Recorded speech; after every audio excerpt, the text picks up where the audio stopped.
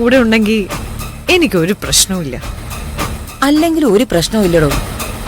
ആർക്കും പരിഹരിക്കാനാവാത്ത പ്രശ്നങ്ങൾ നിമിഷ നേരം കൊണ്ട് പരിഹരിക്കുന്നവൾ എന്നൊരു പറച്ചിലില്ലേ പത്മയെക്കുറിച്ച്? അത് കമ്പനി കാര്യത്തിലാ. സ്വന്തം വീട്ടില് അതൊന്ന് പ്രയോഗിച്ചു നോക്ക്. ഇറങ്ങി ഓടുന്നത് കാണാം തന്റെ വേലക്കാരി. ഞാൻ അതും ചെയ്യും ചെയ്യാം.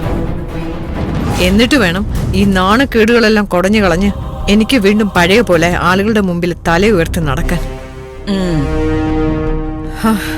ചാകാതെ അവളിവിടുന്ന് പോയാ അവളുടെ ഭാഗ്യം.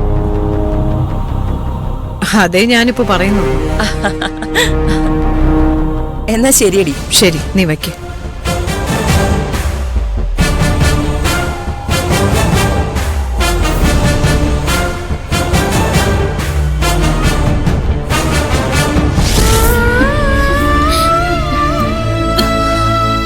മോളെ ദാ ഐസ കണ്ണിൽ വെച്ചോ.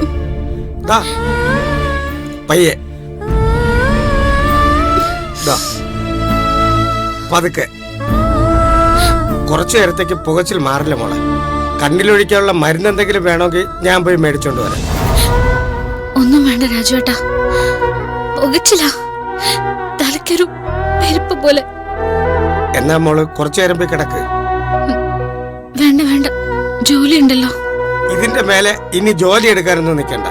ഇത്തിരി എങ്കിൽ ഇത്തിരി നേരം പോയി വിശ്രമിക്കാനല്ലേ പറഞ്ഞേ. നന്ദിനി, മോളെ സാറ് വിളിക്കുന്നു. നന്ദിനി, ഈ വീട്ടിലുള്ള എല്ലാവരോടും ഞാൻ ചോദിച്ചു, ഒരാൾക്ക് പോലും അറിയില്ല എന്റെ മദ്യക്കുപ്പികൾ അവിടെ പോയെന്ന്. താനാണോ എന്റെ മുറി തകർത്തത്? അയ്യോ ഇല്ല സാറേ.